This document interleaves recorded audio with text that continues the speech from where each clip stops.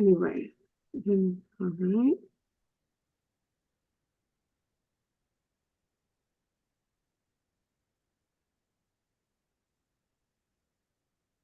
Anyway, so we are live. Hi, I'm Meta Spencer. We're not going very far today. We're going to Port Hope, Ontario, which is, I don't know, 30, 40 miles from here. I don't go there very often, but it's on the way to bigger cities like Montreal and Ottawa. So you go through there on the highway, but I've never stopped. But today we're going to, more than stop, we're going to have a great conversation about something that is very dear to my heart and almost recently dear to my heart. It's become something it's something that I've been interested in a long time, but now I'm sort of obsessed with it. And I've got to an opportunity to talk to somebody who makes it his career of doing it. And that is citizens' assemblies. And we are going to Port Hope, Ontario to talk to Peter MacLeod. Hello, how are you, Peter? I'm very well, Meta. Nice to join you. It's wonderful. Okay, now, as I understand it, we had a brief conversation the other day. You are the head honcho in something called Mass LBP, which is, I gather, a corporation or a co-op or some kind of company that organizes citizens' assemblies and other meetings of the general public in ways that are meant to inform public policy. And that just seems to me an absolutely wonderful thing to do with one's life. So I'd like for you to tell me how you got into it and what is it? Because at first I thought it was like a club or something, but it seems to be more like a business. Tell me first about you and Mass LBP. Well, thank you. Let me just start with the name, right? Because as you pointed out, it's not immediately intuitive just what this thing is. And mass, to any good sociologists, will of course ring familiar because we have, through the better part of the 20th century, lived in a mass society. And one of the consequences of a mass society is that we lose some of our social connections, some of our relationships. And I think that means we need to be more intentional. We need interlocutors to bring people together. But it also harkens back to Thomas Paine's very evocative statement when he wrote, "There's a mass of sense that lies in a dormant state that good government should quietly harness." Now, the Canadian idea of peace, order, and good government came after Paine was writing about proto-democracies. But for Canadian years, I also think there's an interesting resonance there. A lot of our work at Mass is about tapping into that dormant state with a public that is often less polarized and much more thoughtful than is publicly portrayed. Now, if you have such, a high-minded rationale for just the first four letters of your name, what's with the LBP part? That's just a bit of whimsy. Our original slogan was led by people, and that got compressed. But why have we stuck with a name like Mass LBP that is in fact eminently forgettable and obscure?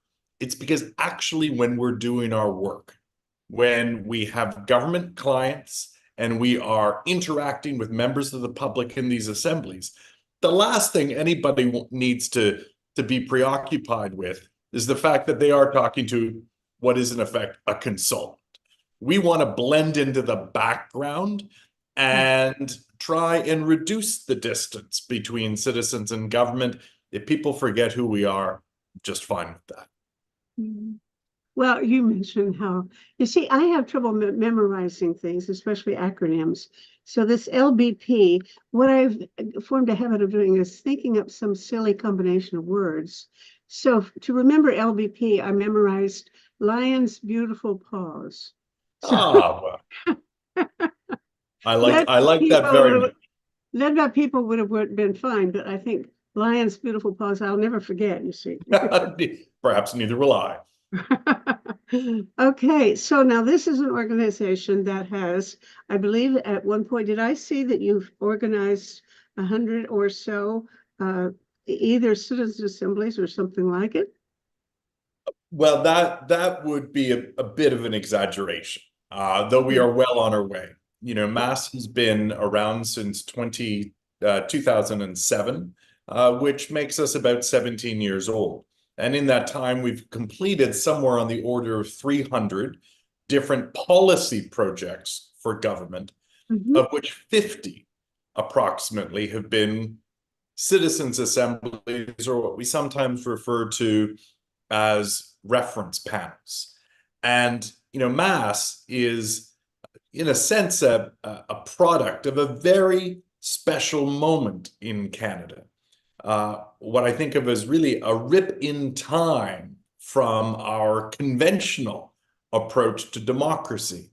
And this goes back just a few years before our founding to British Columbia, where the government of the day decided, in the aftermath of a true failure of their electoral system. We have to remember that the government was elected with just 40+% of the vote, and it translated into all but 2 seats in the legislature. It was flagrantly disproportionate.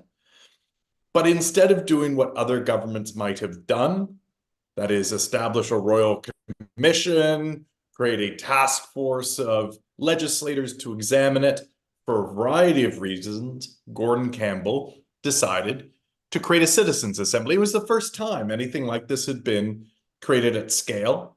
It was replicated 2 years later in Ontario, because in the early 2000s, you did hear a lot of progressive governments talking about electoral reform as part of their mandate.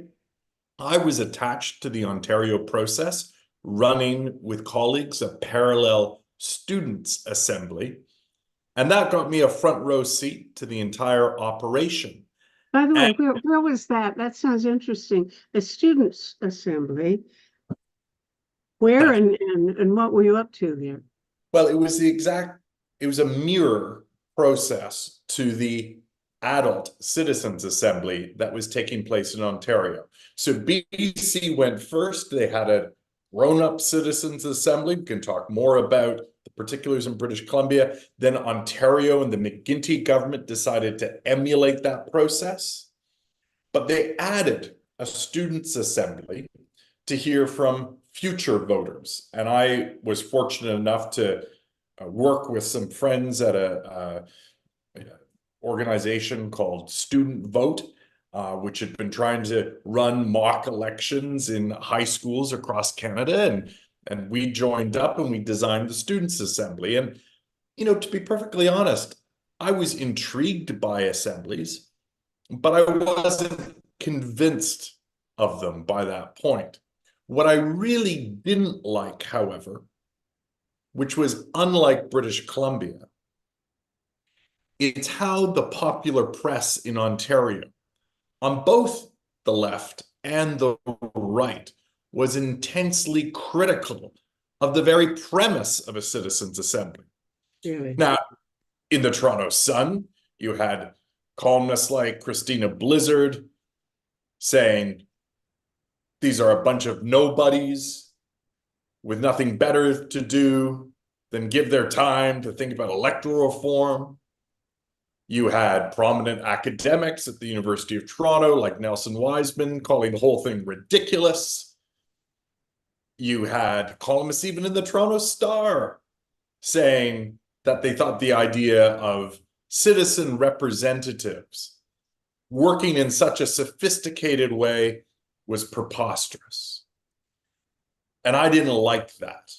So Mhm. whatever I thought about the merits of the Citizens Assembly at that time, I really didn't like Mm, how those in positions of power, mm. those who are used to being in that privileged slice of society that considers Queen's Park its second home, felt that Ontarians didn't belong there with them. And so that sort of set the bit between my teeth. And ultimately, I decided at the conclusion of the Ontario Citizens Assembly that we needed to create some kind of organization to try and take that model and actually push it into our democratic culture. And, we've had reasonable, but not uh, uh, disproportionate success in our 17 years at home, but where we have had extraordinary success. And what makes citizens' assemblies Canada's most significant democratic export is the fact that there was a man sitting in the Ontario Citizens Assembly as a guest of the Assembly to talk about Ireland's electoral system. And David Farrell is an expert on single transferable vote. And he went back to Ireland, a country that had any number of very vexing and intractable political issues. And working with a woman named Jane Souter, decided to take that Canadian Citizens Assembly model and to ultimately convince the government of the day to run the first bona fide national citizens' assemblies that successfully led to referenda, decriminalizing abortion in Ireland, and legalizing same-sex marriage. So if I walk along the streets of Toronto or Montreal or Vancouver and I say, how about those citizens' assemblies? People won't really know what I'm talking about. If I walk along the streets of Dublin, however, and I say, tell me about those citizens' assembly, everybody in every political party will have a view, and they'll probably have some ideas for the next citizens' assemblies they'd like to see. And their views will likely be favorable? Correct. And what Canadians, need to be reminded of, because we often forget our own stories, is that what began in BC and continued in Ontario has now led to something which the OECD has called the deliberative wave. More than 700 processes that can trace their genealogy back to that rip in time. Well, I want to know how it connects to something that was even much more ancient, and that's the Athenian model. But I don't know exactly what went on in BC and Ontario. In what year was that? You're 2003 and 2006.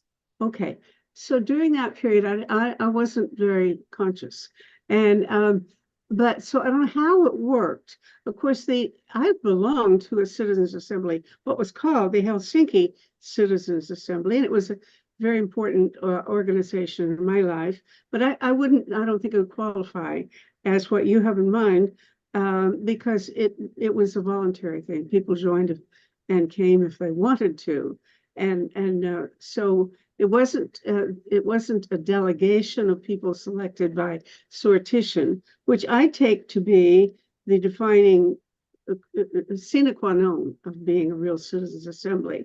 Were those early BC and Ontario citizens' assemblies actually representative of the population or the voters of our provinces, or very much so? Right? It's quite extraordinary how British Columbia, really as a first mover, managed to establish what remain the definitive standards that distinguish citizens' assemblies from other participatory or dialogic processes. Now, we shouldn't get too hung up on the name citizens' assemblies. When Emmanuel Macron created a citizens' assembly on climate and on physician assistance in dying, in French, it was called a Convention des Citoyens, right? A citizens' convention. And we've seen different nomenclature, commissions in Canada, assemblies, conventions. But maybe for your viewers, let's just set out what are the core elements. Though they often work to advance or evaluate a policy proposal, they most closely resemble what in Anglophone countries we would understand as a jury. This is a large jury of typically 40, 60, maybe 100 or more people. Like a jury, the members are randomly selected. Unlike a jury, they are not compelled to serve. Consequently, to ensure that we have a good demographic balance on the jury, we use the process that you just mentioned, sortition. Now, that is a fancy term that we prefer to refer to as a civic lottery. Why? Because we want people to feel good about winning. What does it look like? A government will send out 5, 10, 100,000 letters to randomly selected households. This letter is an invitation to public service. And around the world, the response rate is about 5 to 7, maybe 8%. Now, if you think about just the response rate for public opinion research to answer a survey, it's typically 1 to 3%.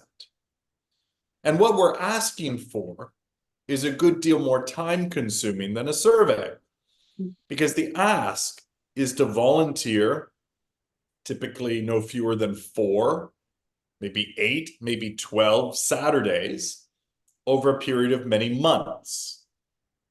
So if I send out 10,000. Let me interrupt you a moment, because I'm a little preoccupied with what, as a sociologist who was at one time involved in survey research, the notion 1 to 3% is really, really discouraging, because if you want to really have a representative sample, you have to do things like go back time and time and time again to the same household and knock on the door and wheedle to try really hard to get the person that your sampling device picked. Because if you let it to be too voluntary, in fact, ideally we might, like some jury places, you're fully expected to show up. If you don't have you got to have a really good excuse to get out of jury duty, because if it's not really a high proportion of people agreeing to appear, then it's not representative. And the whole point is to make it, to be able to say this is a representative group of real citizens. So Wow. do you make a lot of effort to try to get your sample to comply?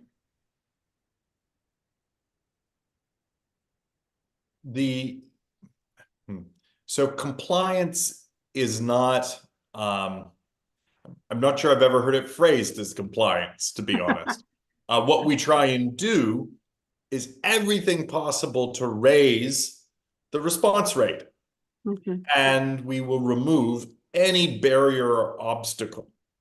So in Europe, at least, people by convention are paid an honorarium.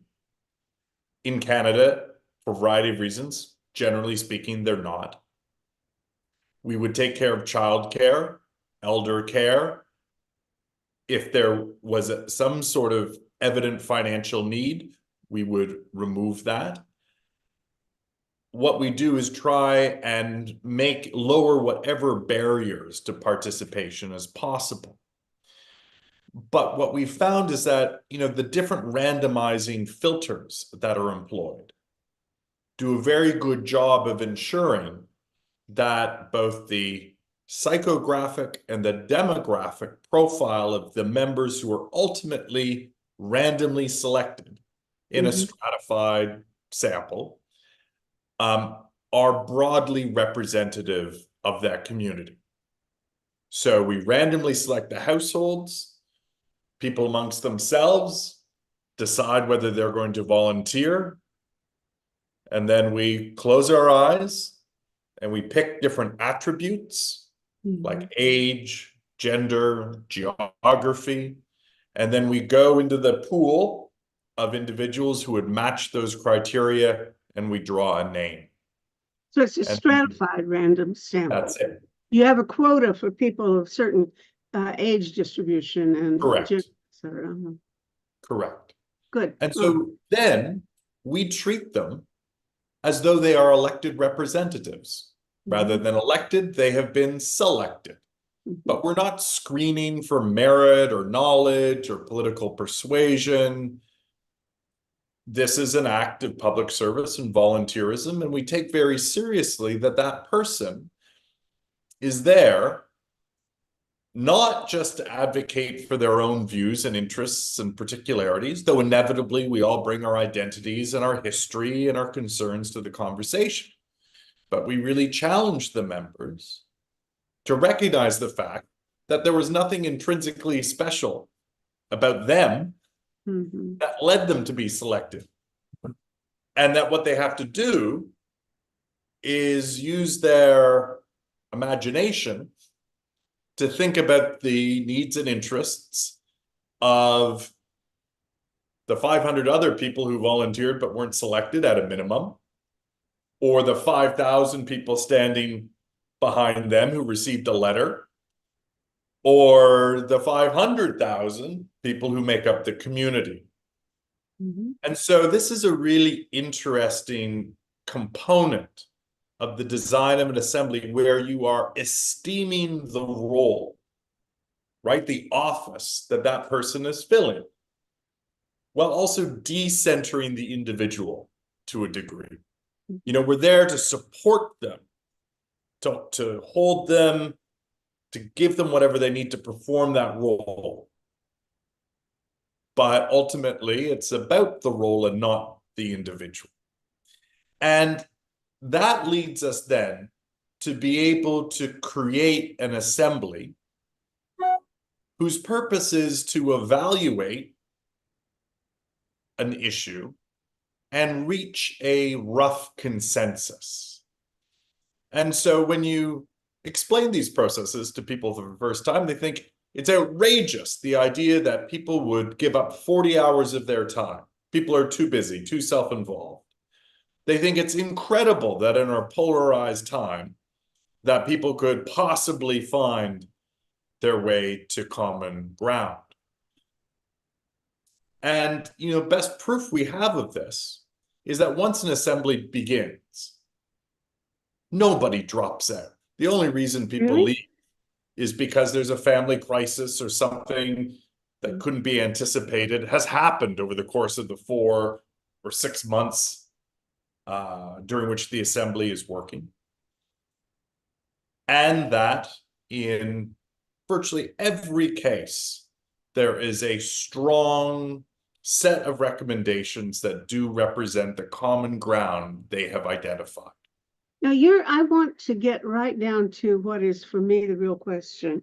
I'm concerned about how to improve the governance that we have because I'm personally convinced that even the most democratic countries in the world are going to the dogs in terms of political decision making and never mind what all.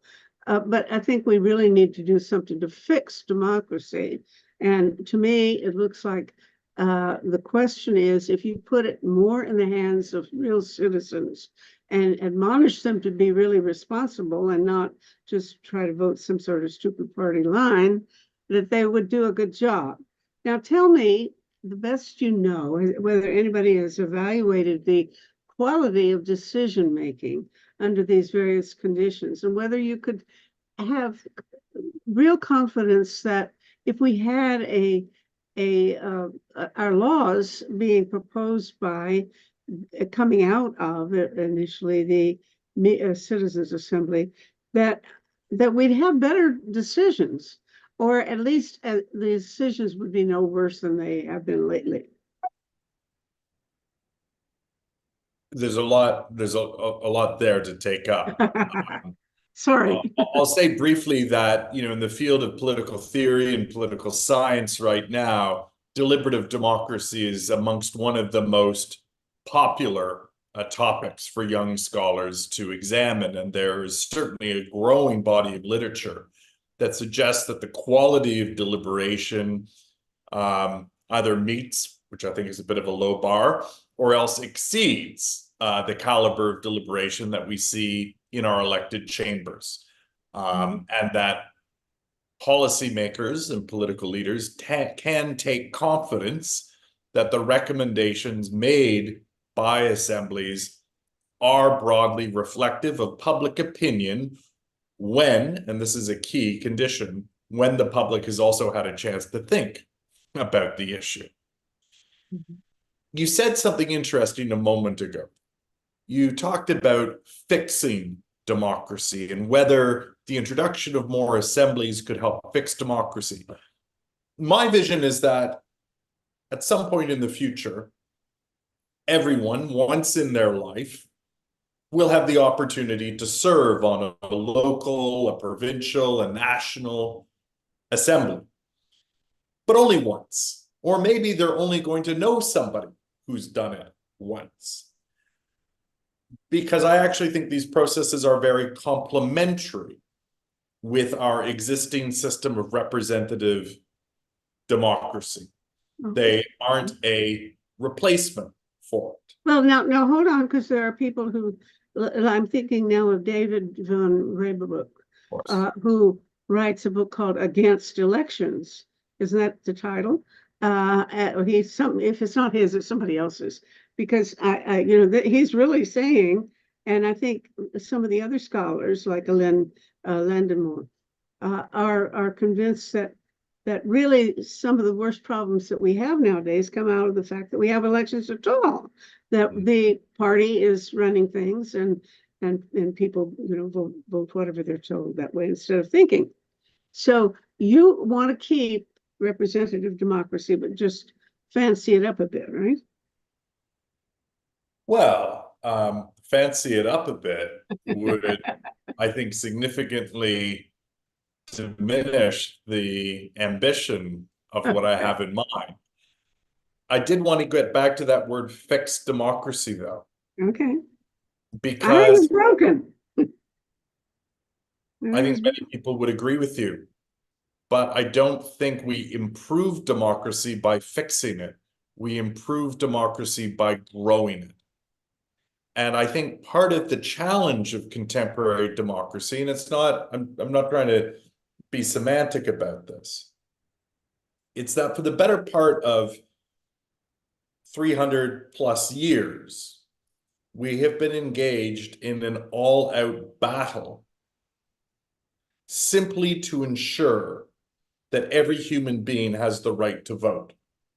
And you know what an arduous task that has been in our country, and how into the 90s we were still enfranchising federal inmates, people who served on the judiciary, those with developmental disabilities. And still, a fifth of our population cannot do what the rest of us have come to regard as the absolute basis of democracy, because we have yet to franchise children. But our imagination about the role people can play largely stops there. Part of what I find... Yeah, you just started boggling my mind. I'm trying, all of a sudden, I'm thinking about going to nursery schools and running. Sorry. Why did you do that to me? I was thinking, and now I can't do anything but feel stunned. I'll put that in a parentheses. I would abolish the voting age tomorrow. I think people should be able to vote when they feel good and ready to vote. Okay. My 4-year-old daughter has strong opinions about things, as many 4-year-olds do. I am sure that she is capable of exercising a kind of public judgment that also, as someone with hopefully the next 80 or 90 years ahead of her, living in the society, I think that voice deserves formal political expression. I remember when my son was 4 years old. It was about that age when he said to me, "Mommy, what are we? Elephants or donkeys?" And I said, "We're donkeys." And so he's been a donkey ever since. He's There you been go. a Democrat, if anything, and You know, probably not a very active one because he lives in Canada. But this is a digression, but we constantly wring our hands about voter turnout and young people the simplest thing we could do is let them vote. Okay, touche. We'll march on. Listen, let's go back to Athens, if you will, because for 100, I looked it up, 185 years, Athens had the kind of system of government that you've been describing. Only it was not. It certainly wasn't representative. I mean, it wasn't. You know, you didn't elect your legislators. It really was a government by the people, and every day ordinary citizens would show up and find out what their assignment was. They'd line up and they'd find out, well, this room, now you're supposed to go to this room and you're on that committee today, etc. And this went on and it worked. At least it worked for a very, very long time during Athens's greatest period. And there were elements of democracy in some of the other Greek states too.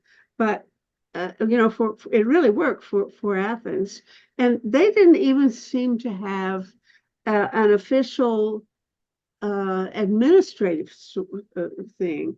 One of the interesting things that I would want to explore is what should be the domain of these assemblies, whatever you want to call them.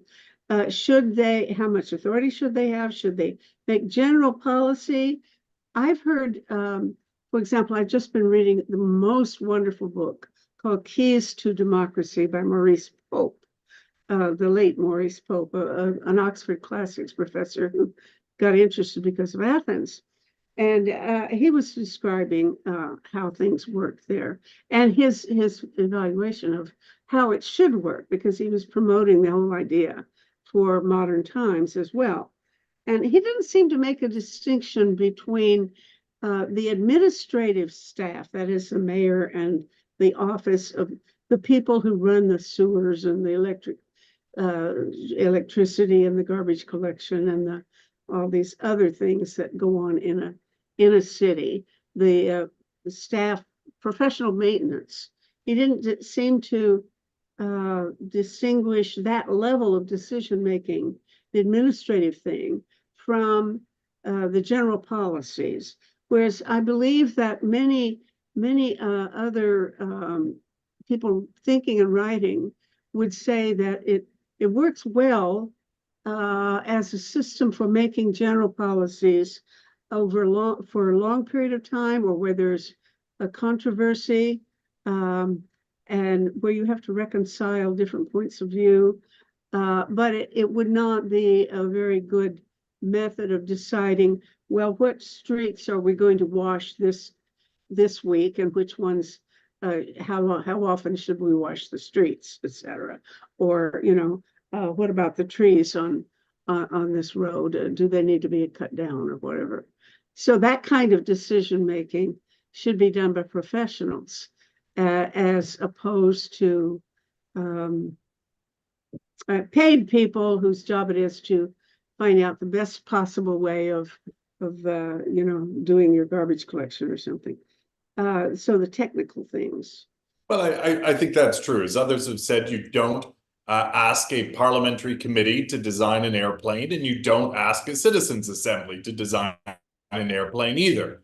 However, you can ask a parliamentary committee and you can ask a citizens' assembly to determine some of the environmental regulations that might surround the use of airplanes, because they produce noise, GHG emissions, they have an impact on the economic development of neighborhoods to the detriment of others. Citizens' assemblies are a mechanism to exercise public judgment that takes into account our values, that weighs those values against different priorities, and ultimately makes it possible to exercise what Daniel Yankelevich called public judgment. So where there's a need for public judgment, where there's a need for direction and guidance and consensus, then we can use an assembly or another political mechanism. You mentioned Maurice Pope's wonderful book, something I hope will be taken up by many of your viewers. I'm not an expert in ancient Athens. I am almost intentionally ignorant of how sortition was employed in Athens because I find it too fantastic and too distant and exotic a reference when what I want citizens' assemblies to feel is contemporary, practical, Mhm. every day. I will Okay, now, nevertheless. but there are real questions about not just contemporary, but I'm thinking of future oriented. I'm thinking big in terms of major changes. And already, I think I ran ahead of you on a couple of issues. I mean, I was more radical than you when we had our little chat the other day. On 2 points I can think of at least. One has to do with the notion of global, whether you could have a global citizens assembly. You seemed not to think that was a realistic thing to do, whereas I think that's the whole name of the game, is to try to get there so that we avoid having things done by people who represent things within borders, and have a population without borders be the whole global population from which we try to get our representative delegates. So I'm really interested in your and elaborate why you think that's not possible, because I would certainly want to work toward that full speed. Well, first, I'd recommend to you and to your viewers a recent book from last year by the French academic Yves Sintomer. And the book is called, it's a wonderful title, The Government of Chance, Sortition and Democracy from Athens to the Present. Mhm. And Yves has done, I think, a real service to this movement by properly tracing the genealogy of these ideas in the space between Athens and the present day. And I won't do justice to his book, but one important juncture that he points to is when, at the birth of the modern world, we came not to value chance, but to actually work to suppress the role of chance in public affairs. And the reason why I think this is important is that ultimately, any democratic process is one that has to manufacture legitimacy. And what's legitimate? Well, what other people regard as being legitimate. And while I think many people find attractive the idea of randomly selecting folks to advise government on various topics, the idea of elected politicians simply being replaced by chance, by randomly selected people, at least from where we stand right now, feels like a leap too far. I think Hélène and David have important, radical ideas that stretch our democratic imaginations. Mhm. What I have heard less about, there are two concerns. One, an elaborated mechanism for political accountability. And secondly, how we avoid many of the same pathologies that creep into our partisan environments from also emerging when you have randomly selected groups of people who aren't simply performing a one-off, but might be sitting together deliberating on a range of issues over many months or years. I think part of Okay, what I makes think that system. you're bringing a whole bunch of things in. Let's take this question of accountability, because I think it's obviously very important. If you can't get a broom and get rid of the idiots, then you're stuck. Throw the However, bums out. yeah, and it is true that if you don't have elections, you can't unelect somebody, and get rid of them. However, the answer, I saw a video in which this issue was brought up, and the answer that I think it was Hugh Pope gave, or I could be mistaken.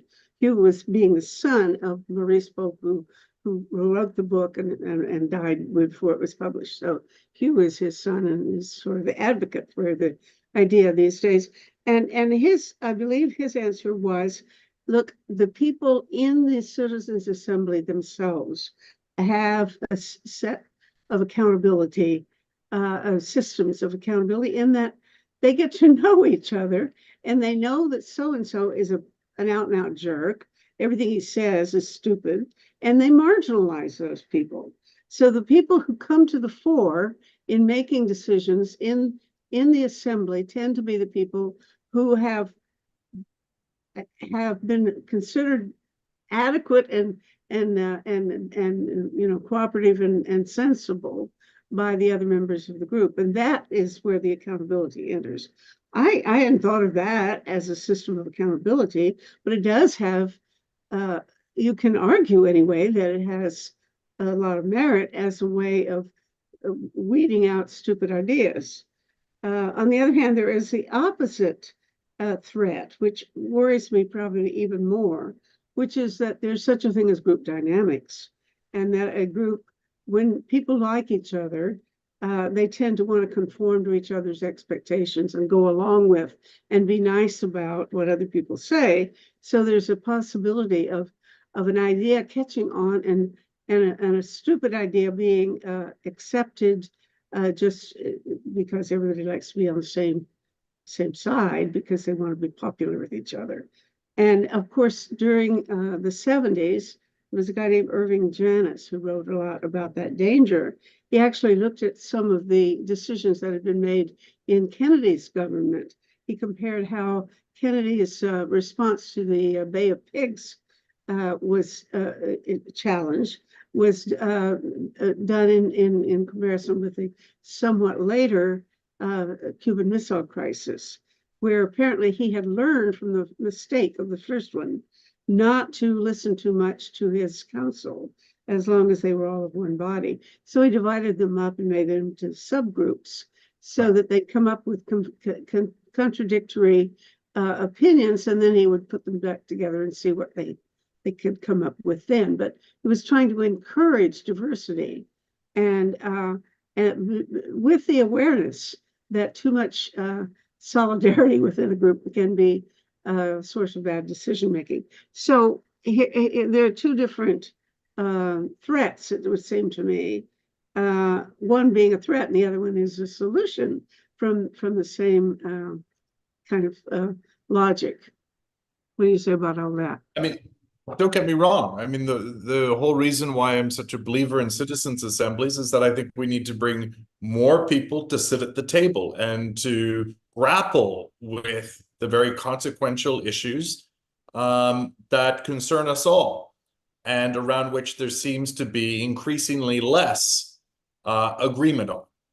Mm-hmm. So I think this is a terrific mechanism that can help our system of representative democracy, our electeds, do a better job. And I think we are grossly overweighted in putting too much emphasis, too much power on those electeds, and not enough around tapping into the human capability that's all around us. You know, paradoxically, our problem is not scarcity. We always say, oh, well, the public's apathetic, they're self-interested, they won't turn out.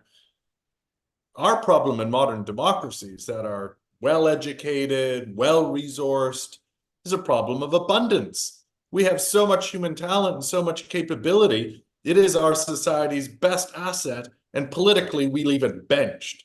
We continue to act as though we can run government from the left or the right, largely without people, except those who show up every 4 years. We have a government of losers in first-past-the-post systems because nobody has won a more than 20% of eligible voters, even when they constitute a majority government. And so we have a fiction of majoritarianism. We have a fiction of mandates. And I think it requires much greater humility on the part of our elected leaders to recognize the limits of their mandate and the utility of tapping in to the public. But make no mistake, we need better ways to do it, because surveys, town halls, these are dreadful mechanisms largely for properly accessing that talent. Now, the bit about legitimacy, as you described, I think you're right. Within an assembly, people do recognize who's contributing value and maybe who is detracting from the quality of deliberations, and they respond accordingly. But if you're sitting outside of that assembly and you're like, I just don't like where any of this is going, what are you to do except sit on your hands? Mm-hmm. One of the things that I think our focus on consensus and finding agreement and collaboration often occludes is the reality of political conflict, that we need to take up this challenge of those who see politics as an antagonistic arena. And we need to have better theories of conflict when we're thinking about how these consensus-based processes can play a role in our political architecture. The last thing I'll say on this is that we can't be naive also to the corruptibility of any human process. Mm-hmm. Our electoral systems are facing considerable challenge from malign, authoritarian regimes who want to reduce confidence in the system of democracy that we have. If we can corrupt a judiciary, if we can corrupt a government, if we can capture a parliament, make no mistake, we can absolutely corrupt or manipulate a citizens' assembly. And so we have to be mindful of their limits, and they don't exist on another political plane. Hold on, come back here, because I'm on your side up to that point. I would think you got to think of the ways in which you can corrupt people. But the main source of corruption is money. If the problem with elected legislators is they got to get elected and reelected and reelected, and the minute they get into office, they have to start figuring out how to get money for the next election, and how to stay on good terms with the guys in the party who are going to make the fateful decisions, etc. So there's a lot that goes on there that is a source of corruption that would be absent in the kind of system that you've been promoting. Come back here and fight harder for your system, guy. Don't give it away so easily. Two of the best things we could do, of course, in countries like the United States that have been overrun by moneyed interests, is to have a citizens' assembly on campaign finance reform and have a citizens' assembly on electoral boundaries. They'd be perfect processes to think about the broader public interest and provide guidance. Well, and whatever you are, getting elected is you there's all kinds of opportunity there for people, as you pointed out, to corrupt any system. But it's sure a lot easier to corrupt a system that's run by parties and by moneyed interests than it is a system that is run by just picking a name out of a hat and saying, now you're the head of the organization. Obviously, I believe citizens' assemblies have many salutary benefits, and they exemplify a lot of the principles and practices that we want more of in our democracy. But if we were to take the new president of Argentina or Viktor Orban in Hungary, who are leading, I guess, what is now called illiberal democracies, Orban can create a folk assembly tomorrow, frame the question in a particular way, invite in a certain range of experts, and randomly select citizens to serve. And I'm sadly convinced that the Hmm. result of that public deliberation would probably be a series of very illiberal policies that we would find very uncomfortable. So all You've I'm just saying is given that away the game, man. I can't play with you anymore. I was on your side, but the whole name of the game for me is to say that we can improve on the system of government we have by developing citizens' assemblies, and correct. we will eliminate a lot of the room for exactly that kind of thing to happen. But Now, if you don't think it's possible, then I got to go find somebody else to talk to. I don't, uh, I, we don't have anything look, in common anymore. most of the world doesn't live in democracies, right? And yet we I'm should trying to still fix be that. trying to, I'm trying to fix that. I want it. right. But I just want a because people, world. I want a world government that is run by people who are randomly selected, stratified random sample of the human population. Yes, and we can even start doing that right now. Anybody with a cell phone has the capacity to function at a distance in a deliberative assembly by Zoom. We could hold these we could have deliberations all over the world all the time at almost no choice. It's costing me very little to run this conversation today, almost nothing. And I'll publicize it, and it will get to reach 1,000 people at least, or probably more. So a lot of people are going to hear this, and it's I'm glad. I really hope they do. But I want to plant the idea that we could do it all over the world with lots of people talking about the same issues and really getting closer to having a global citizens assembly that makes real decisions comparable to what the UN General Assembly makes, only be much better structure. Okay? You've got but 5 minutes in which to answer me. first of all, the United Nations obviously does not make binding decisions that impact domestic policies and the course of national governments in most instances.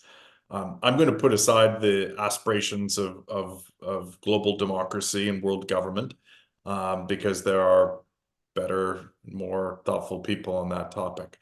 The point I was trying to make around voting, however, is that just because um, ballot boxes get stuffed, electoral results get ignored, just because we have to send election monitors to much of the world to try and ensure the integrity of these processes, does not mean that we shouldn't be wholly consumed with trying to see that free and fair elections are afforded as a right to all humans.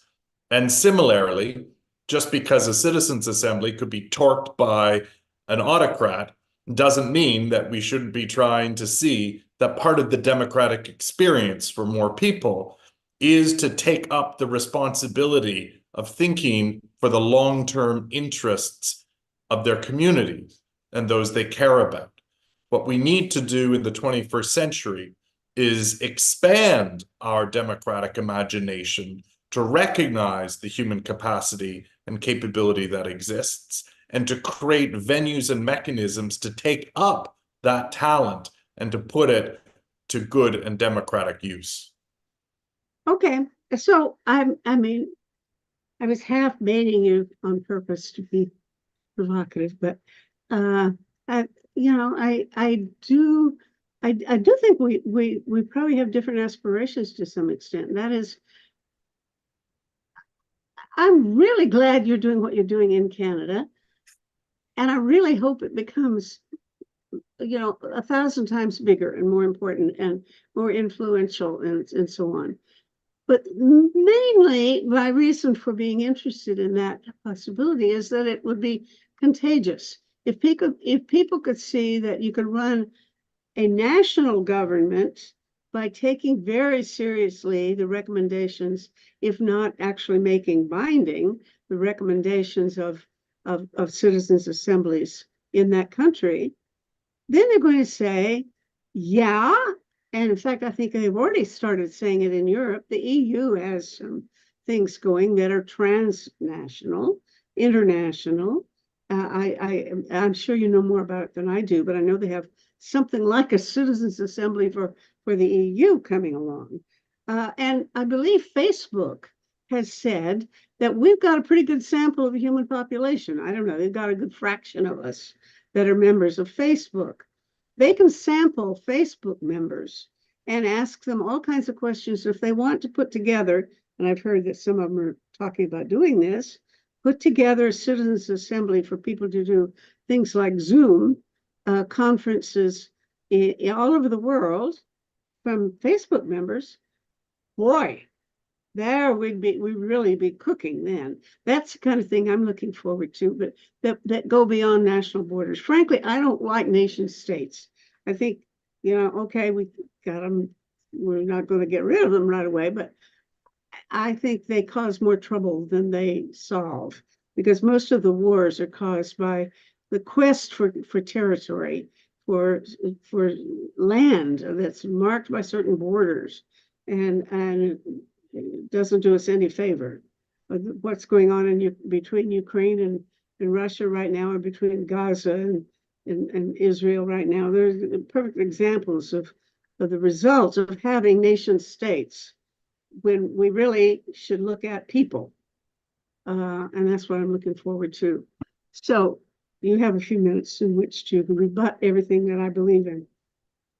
I'm not going to attempt that. I'm simply going to observe that I think right now the nature of our democratic crisis is largely domestic, and it is bounded by nation states. And what we have is a different way of thinking about the public as a resource rather than a risk. What we have are the advent of mechanisms of which citizens' assemblies are but one to create something closer to a high energy, engaged, democratic society that puts to use the talents and capabilities of vastly more people. And that many of the things we're laboring under, the belief that people are disengaged and disinterested and polarized, is largely a function of some anti-democratic sentiments and forces that remain at work within our societies. And that democracy, to quote the great poet Bob Dylan, is either busy being born or it's busy dying. And we can't make our work to address the democratic crisis simply a valorization of the status quo. We need to get busy being born and busy bringing more people to the table in a much more substantive and profound way. Hooray for you. And put me on your mailing list. I actually subscribed, but I don't know whether or not I can find out more as you put together various projects, which, sometime I'd like to even explore that here. What are these things that you put together, that you do, that you organize, and how are they going? And I'd like to know more. But can we do you mind putting your web address at the end? I'll put it so people can sign up and get your newsletter. masslbp.com. There's a resources page where there are videos and guides and reports, a wealth of materials. Virtually everything we make, we put in the public domain. God bless you for what you're doing. I really support fully everything, as far as I know, that you've done or look like you're going to do.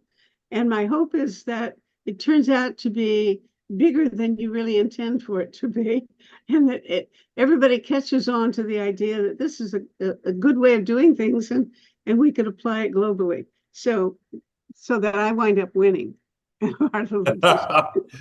Well, hopefully in this lifetime or the next, Meta. All right. Blessings. Thank you for your time this afternoon. I've enjoyed it so much. You carry on.